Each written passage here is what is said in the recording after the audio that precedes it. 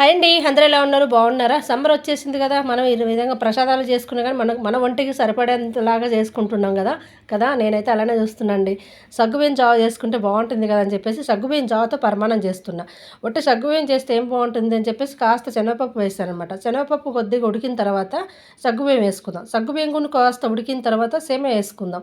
సేమియా కూడా కాస్త ఉడికిన తర్వాత బెల్లం వేసుకుందాం. అన్నీ కాస్త బెల్లం కరిగే లోపల ముందు వేసిన అన్ని ఐటెం మొత్తంగా ఉడుకుతాయి. అన్నీ మెత్తగా ఉడికిన తర్వాత వేసామనుకోండి జావలాగా అవుతుంది. అది పరమాన్నంలాగా ఉండదు. అందుకని కొంచెం కొంచెం లైట్‌గా ఉడికినప్పుడు అన్నీ వేసుకుందాము.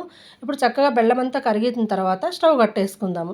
స్టవ్ కట్టేసుకొని కొద్దిసేపు ఉన్న తర్వాత ముందుగా కాసి చల్లారబెట్టుకున్న పాలు పోసేసుకుందామండి. స్టవ్ కట్టేసుకుని ఒక్క నిమిషం వదిలేసిన తర్వాత కాసి చల్లారిన పాలు పోసేసుకొని చక్కగా కలిపేసుకొని మూత పెట్టేసుకొని పక్కన గరిటెలో కొద్దిగా నెయ్యి వేసుకొని బాదం పప్పు, జీడిపప్పు చిన్న చిన్న పీసెస్ లాగా చేసుకొని నేతిలో వేసుకుంటే కమ్మటి ప్రసాదం రెడీ అవుతుంది.